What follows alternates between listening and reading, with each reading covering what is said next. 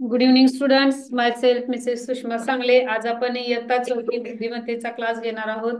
ध्येय academy I am winner या स्पर्धा परीक्षेला तुम्ही बसलेला आहात. आपली परीक्षा तर दिवसेंदिवस जवळ येत आहे. जानेवारीमध्ये आपली फायनल परीक्षा आहे. तर आपल्याला गुण पद्धतीमध्ये गुण पद्धती कशा आहेत बघा. याच्यामध्ये मराठीला आपल्याला मराठी व इंग्रजी, मराठी व गणित, इंग्रजी व बुद्धिमत्ता अशा प्रकारे आपले दोन पेपर इयत्ता चौथीसाठी असणार आहे. आलं लक्षात? तर आता आजचा जो आपला घटक आहे तर्कसंगती व अनुमान म्हणजे नावात बदल, हा घटक आज आपल्याला इथं घ्यायचा आहे. तर तर्कसंगती व अनुमान मध्ये अतिशय सोप्या पद्धतीने प्रश्न विचारले जातात. ते आता मी तुम्हाला काय करणार आहे, एक्सप्लेन करणार आहे कशा पद्धतीने ते. तर त्याच्यामध्ये बघा, जर प्रश्न बघा, प्रश्न तुम्ही नीट ऐकायचा आहे. जर आपल्याला काय करायचं असतं, अचूक उत्तर त्याच्यामध्ये शोधायचं. जर त्यांनी एखाद्या गोष्टीबद्दल तुलना केली असेल तर त्या गोष्टीचा मूळ अर्थ आपल्याला शोधून काढायचा असतो. प्रश्न नीट ऐका. जर वाघाला हत्ती म्हटले, प्रश्न नीट ऐकायचा समोर. जर वाघाला हत्ती म्हटले, हत्तीला मुंगी म्हटले, बघा, जर असं लक्षात येत नसेल तुमच्या तर तुम्ही असं लिहून घेऊ शकताय. वाघाला हत्ती, वाघाला काय म्हटले? हत्ती म्हटले. पुढं काय दिलेलं आहे? हत्तीला मुंगी म्हटले. हत्तीला काय म्हटलेले आहे?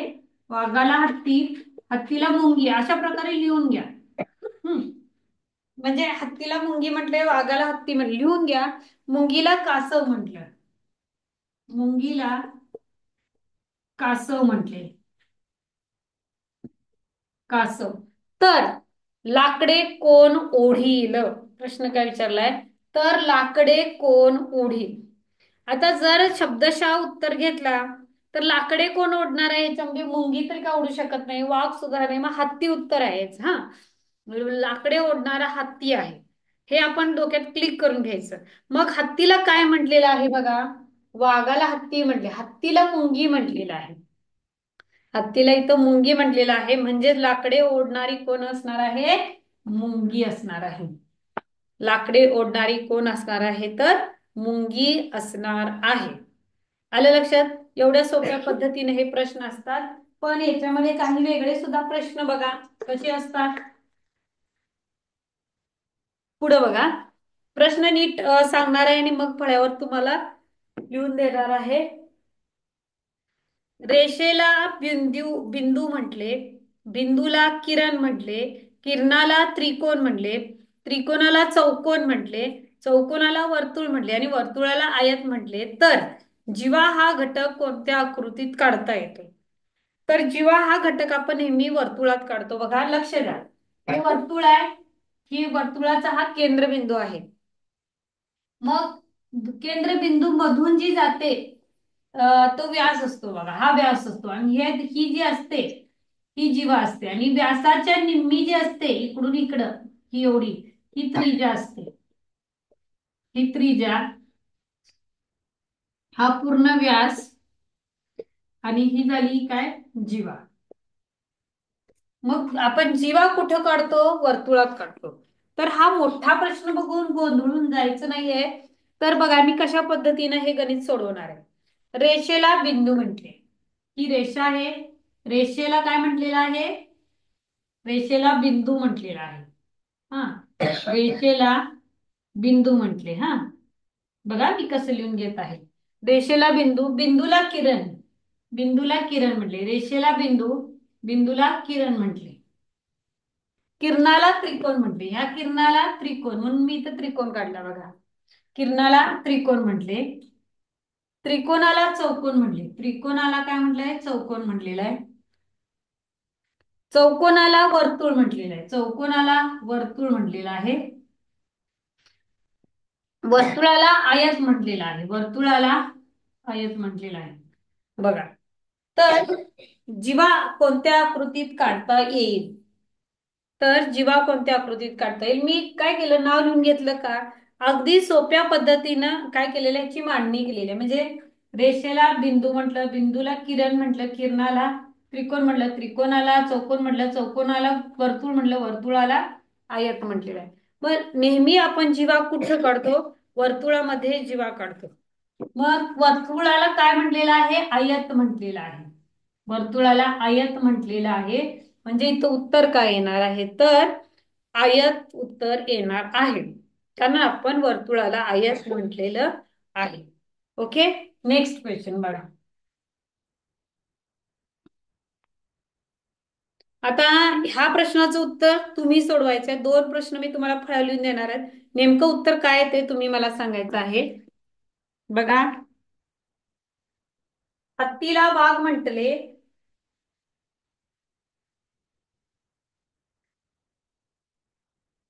हत्तीला वाघ म्हटले. वाघाला ससा म्हटले. वाघाला ससा म्हटले. सशाला सिंह म्हटले. सशाला सिंह म्हटले.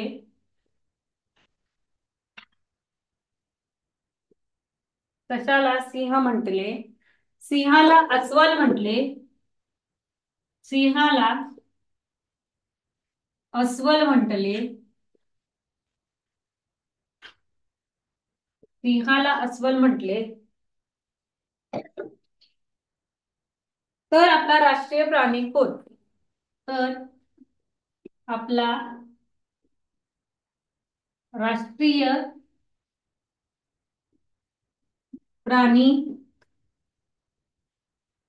कोण? हा एक प्रश्न घ्या आणि पुढचा अजून एक प्रश्न देणार आहे. आपल्या बुकमध्ये आहेत हे प्रश्न, तरी सुद्धा तुम्हाला प्रॅक्टिस म्हणून घेणार आहे. मुंबईला गोवा म्हटले. बघा, मुंबईला गोवा म्हटले. मुंबईला गोवा म्हटले. भोपाळला दिल्ली म्हटले.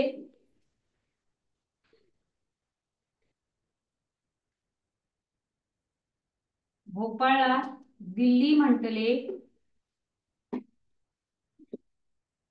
गांधीनगरला उत्तर प्रदेश म्हटले. उत्तर सोडवायचंय वाचून. गांधीनगरला उत्तर प्रदेश म्हटले. तर महाराष्ट्राची राजधानी कोणती?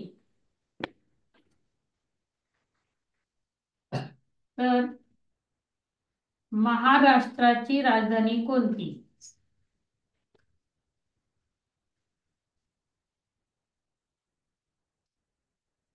महाराष्ट्राची राजधानी कोणती?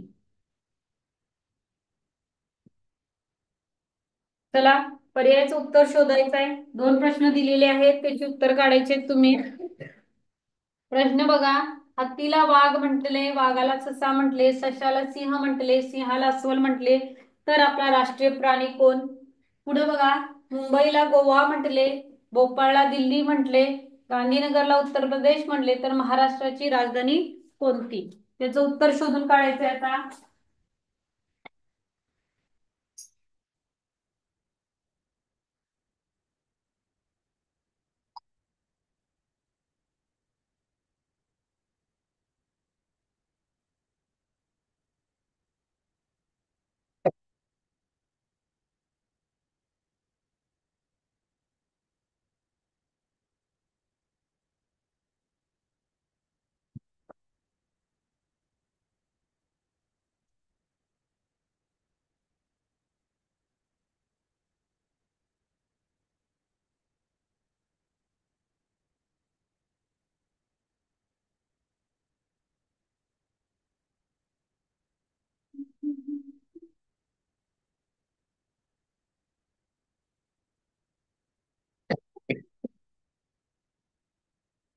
बघा याचं उत्तर.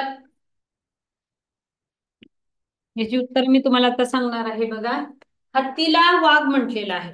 हत्तीला वाघ म्हटले, वाघाला ससा म्हटले, सशाला सिंह म्हटले, सिंहाला अस्वल म्हटले, तर आपला राष्ट्रीय प्राणी कोण? खर तर पहिल्यांदा आपण एक लक्षात घ्यायचं की आपला राष्ट्रीय प्राणी कोण आहे, तर आपला राष्ट्रीय प्राणी वाघ आहे. मग एवढंच लक्षात घ्यायचं, वाघाला आपण काय म्हणतो? मग इथं बघा, वाघाला काय म्हणलेलं, हत्तीला वाघ म्हणलेला आहे, वाघाला ससा म्हणलेला आहे. हा म्हणजे आपला राष्ट्रीय प्राणी कोण येणार आहे, तर ससा हा आपला राष्ट्रीय प्राणी येणार आहे. पुढचा बघा, मुंबईला गोवा म्हटले, मुंबईला गोवा म्हटले, भोपाळला दिल्ली म्हटले, गांधीनगरला उत्तर प्रदेश म्हटले, तर महाराष्ट्राची राजधानी कोणती? महाराष्ट्राची राजधानी आपली कोणती आहे?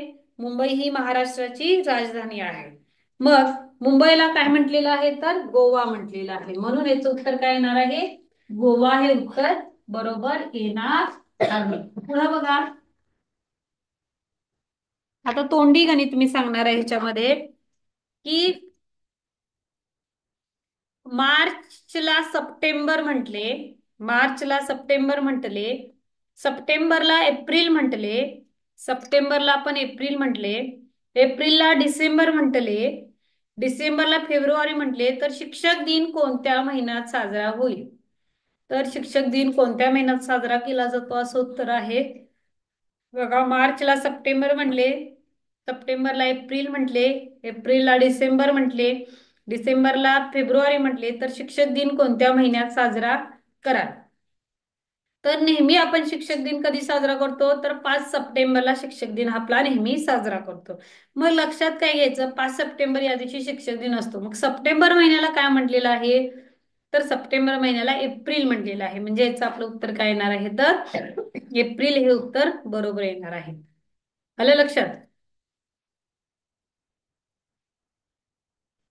कपाटाला टीव्ही म्हटले, पुढचा प्रश्न बघा, कपाटाला टीव्ही म्हटले, घड्याळाला पेन म्हटले, गंगेला ब्रह्मपुत्रा म्हटले, शिवनेरीला सज्जनगड म्हटले, सज्जनगडला सिंधुदुर्ग म्हटले, तर शिवरायांचा जन्म कोणत्या किल्ल्यावर झाला? तर शिवरायांचा जन्म कोणत्या किल्ल्यावर झाला, असं उत्तर आहे. तर काय बघा, कपाटाला टीव्ही म्हटले, घड्याळाला पेन म्हटले, गंगेला ब्रह्मपुत्रा म्हटले, शिवनेरीला सज्जनगड म्हटले, सज्जनगडाला सिंधुदुर्ग म्हटले, तर शिवरायांचा जन्म कोणत्या किल्ल्यावर झालेला आहे? तर आपले आराध्य दैवत छत्रपती शिवाजी महाराज आहेत, तर त्यांचा जन्म कोणत्या किल्ल्यावर झाला आपल्याला माहिती आहे. तर त्यांचा जन्म आपला कुठं झालेला आहे, शिवरायांचा जन्म शिवनेरी किल्ल्यावर झालेला आहे. तर छत्रपती शिवाजी महाराजांचा जन्म शिवनेरी किल्ल्यावर झाला, त्यामुळे शिवाजी हे सुद्धा नाव त्यांचं आपल्याला माहिती आहे. त्यामुळं आता इथं शिवनेरी किल्ल्याला कोणता गड म्हटलेला आहे, सज्जनगड म्हटलेला आहे. त्यामुळं आता इथं काय येणार, शिवरायांचा जन्म सज्जनगड येथे झाला असं गृहीत धरायचं आहे. तर पुढे बघा, याचं उत्तर तुम्ही मला सांगायचं आहे. शाळेला हॉस्पिटल म्हटले, शाळेला हॉस्पिटल म्हटले, हॉस्पिटलला ग्रामपंचायत म्हटले, ग्रामपंचायतीला पंचायत समिती म्हटले, पंचायत समितीला जिल्हा परिषद म्हटले, तर विद्यार्थी शिक्षणासाठी कोठे जातील? तर विद्यार्थी शिक्षणासाठी कोठे जातील? बघा, हॉस्पिटलला ग्रामपंचायत म्हणले, शाळेला हॉस्पिटल म्हटले, ग्रामपंचायतीला पंचायत समिती म्हटले, पंचायत समितीला जिल्हा परिषद म्हटले, तर शाळेत विद्यार्थी शिकायला कुठे जाणार सांगा बघू? बरोबर आहे, हॉस्पिटलमध्ये विद्यार्थी काय करणार आहे, शिकण्यासाठी जाणार आहे. पुढे बघा,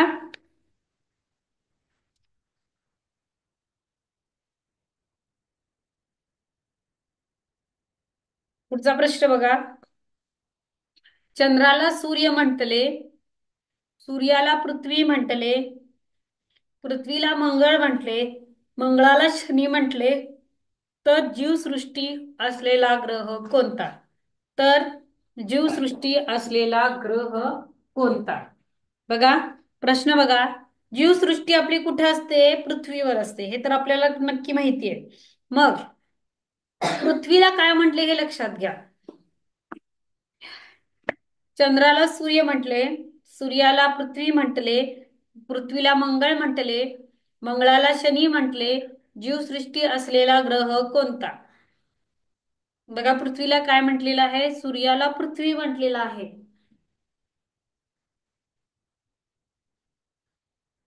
पृथ्वीला मंगळ म्हटलेला आहे, मंगळाला शनी म्हटलेलं आहे. तर जीवसृष्टी, जीवसृष्टी म्हणजे जिथं आपण राहतो त्याला जीवसृष्टी म्हणतात. त्याच्यामध्ये प्राणी, पक्षी, मानव, झाडे, वेली हे सगळे असतात, हे जीवसृष्टीवर राहतात. मग ह्याला जीवसृष्टीला काय म्हटलेलं आहे तर पृथ्वी म्हटलेलं आहे. मग पृथ्वीला काय म्हटलेलं आहे तर मंगळ म्हटलेलं आहे. आलं लक्षात? मंगळ हे त्याचं उत्तर होणार आहे. पुढचा प्रश्न बघा.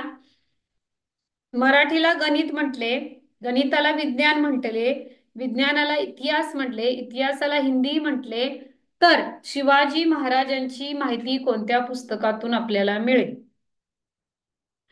तर मराठीला गणित म्हटले, गणिताला विज्ञान म्हटले, विज्ञानाला इतिहास म्हटले, इतिहासाला हिंदी म्हणले, तर छत्रपती शिवाजी महाराजांची माहिती आपल्याला कोणत्या पुस्तकातून मिळते?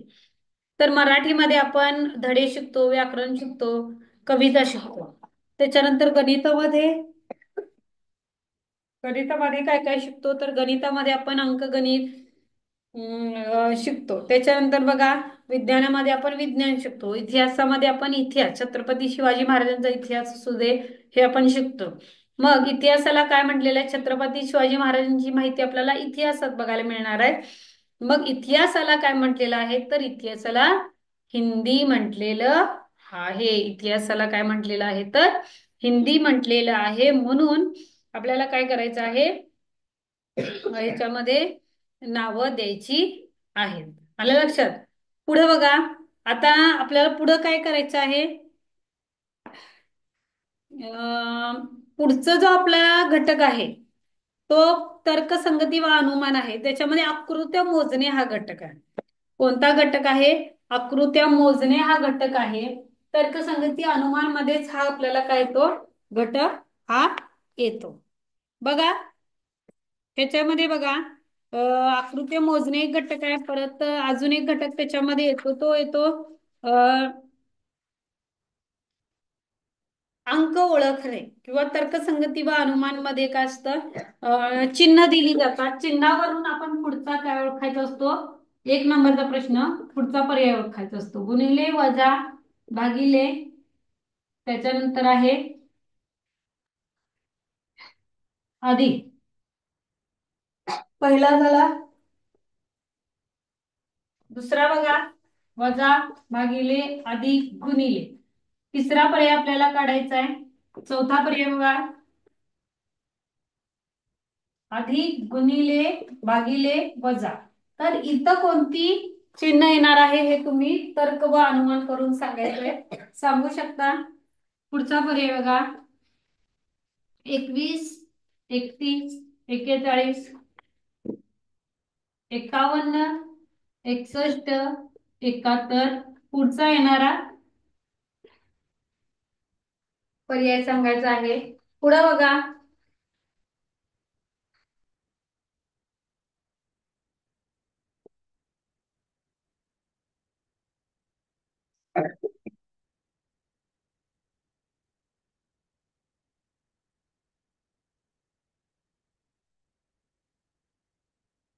केला हे, तर या आकृतीला काय येणार आहे? हे बघा, या आकृतीस ही आकृती, तर या आकृतीला कोणती आकृती येणार आहे? एकूण 3 प्रश्न आहेत, ते तुम्ही सोडवायचे आहेत. सोडवा. तर संगती अनुमान मध्ये प्रश्नांचे उत्तर काढायचे तुम्हाला.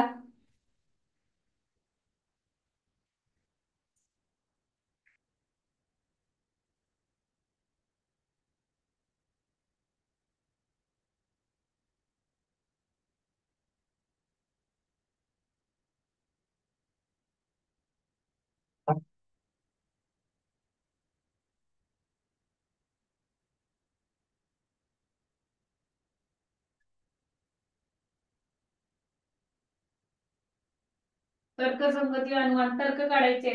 गुणिले, वजा, भागाकार, बेरीज, वजा, भागाकार, अधिक, गुणिले.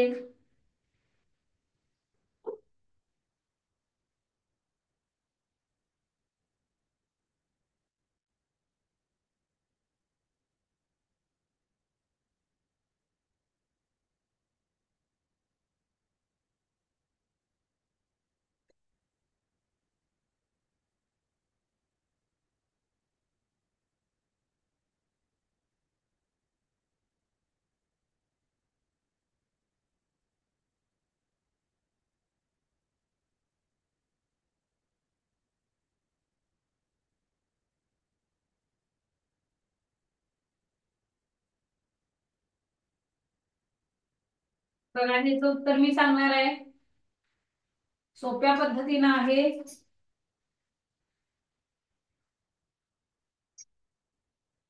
बघा काय उत्तर यायचं येणार आहे, सगळ्यांनी फक्त समोर बघायचंय. इकडे तिकडं कुणीही लक्ष द्यायचं नाहीये. पुढे बघा, गुणिले वजा भागाकार अधिक. वजा भागाकार अधिक गुणिले म्हणजे पहिली जे चिन्ह आहे ते शेवटी गेले बघा इथं. पहिलं जे चिन्ह आहे ते इथं शेवटी गेलेलं आहे. बघा इथं वजा भागाकार अधिक आलेला आहे, मग गुणिले आलेला आहे. मग इथं काय येणार आहे, इथं परत 2 नंबरचं चिन्ह इथं येणार आहे. 2 नंबरचं काय येणार, इथं भागाकार अधिक गुणिले आणि वजा हे चिन्ह येणार आहे.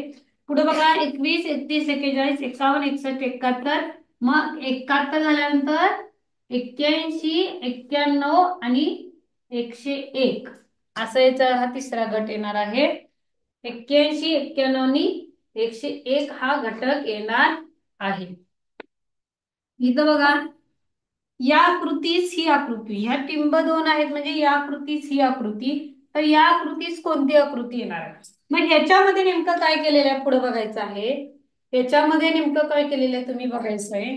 बघा फुली बिंदू चौकोन आधी.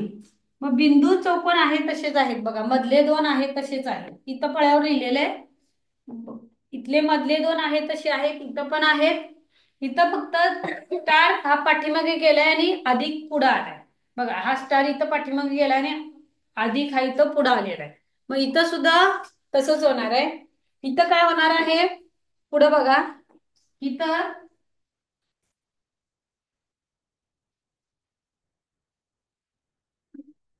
स्टार आणि अधिक आहे तसं राहणार, भागिले आणि चौकोन हा गट इथं असा येणार आहे. म्हणजे पहिला पाठीमागचा पहिला येणार आणि मधले जो 2 घटक आहेत ते आहेत तसे राहणार आहेत.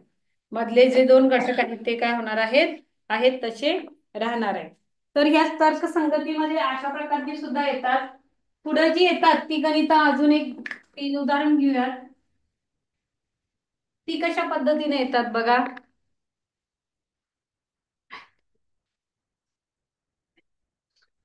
बघा इथं उत्तर त्यांचं देणार आहे 36, त्याच्यानंतर 49, 36, 49 डॅश 81. मधली येणारी संख्या तुम्ही ओळखायची आहे. 36, 49, 81 मध्ये येणारी संख्या तुम्ही ओळखायची आहे. इथे 81 आहे. दुसरा आहे घटक ह्याच्यामध्ये 1, 4, 3,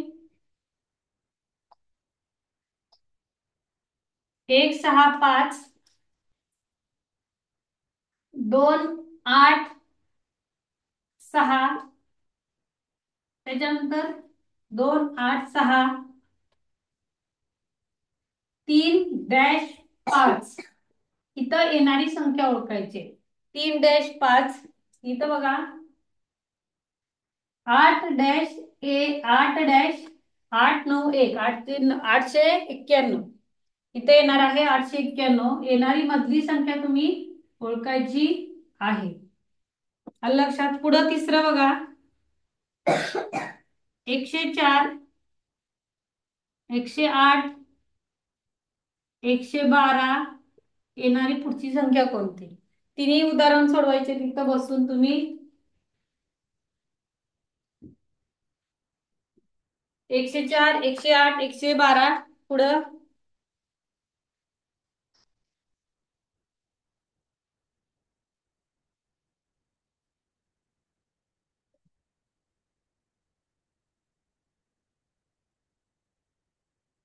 तिन्ही सोपं आहे बघा. 36, 49 प्रश्नचिन्ह 81, 165, 286, 303-5, 891 आणि 104, 108, 112 आणि येणारी पुढची संख्या ओळखायची.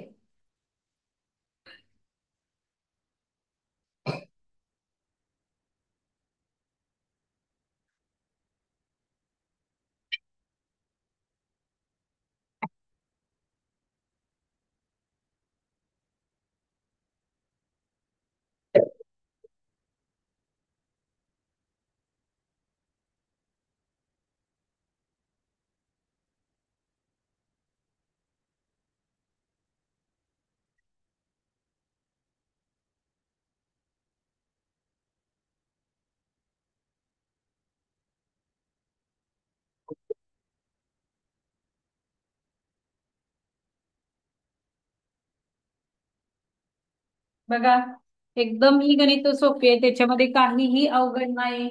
तर 36 हा 6चा वर्ग आहे, हा 7चा वर्ग आहे, हा 8चा वर्ग इथं असणार आणि हा 9चा वर्ग आहे. बघा, हा 6चा वर्ग आहे, 6 आहे 36, हा 7चा वर्ग आहे, 7 7 49, हा 8चा वर्ग 88 64 इथे येणार आहे आणि हे 9चा वर्ग 81 इथे येणार आहे. पुढे बघा, 165 286 3-5 891. याचं उत्तर कसं काढलेलं आहे बघा. 1+5 6, म्हणजे पहिली संख्या आणि शेवटची संख्या बरोबर मधली संख्या. 2+6 8, 3+5 8, 8 आणि 1 9, म्हणजे पहिली संख्या अधिक शेवटची संख्या बरोबर मधली संख्या उत्तर आलेलं आहे. पहिली संख्या शेवटची संख्या बरोबर मधली संख्या. आता इथं पण सोपं आहे. इथं काय केलेलं आहे बघा, याचा जो आहे पुढं पुढं 10 10 वाढत गेलेल्या बघा. 104, 4 2 8, 8 आणि परत त्याच्यात 4 वाढवले, 4+4 8, 8+4 12, 112. मग 112च्या पुढं काय येणार आहे, 112 आणि 4 114 येणार आहे याचं उत्तर.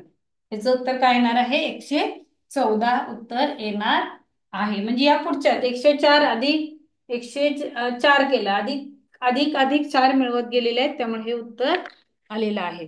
अशा प्रकारे बुद्धिमत्तेचा आज आपण कोणता क्लास घेतला, बुद्धिमत्तेचा तर्कसंगती अनुमान.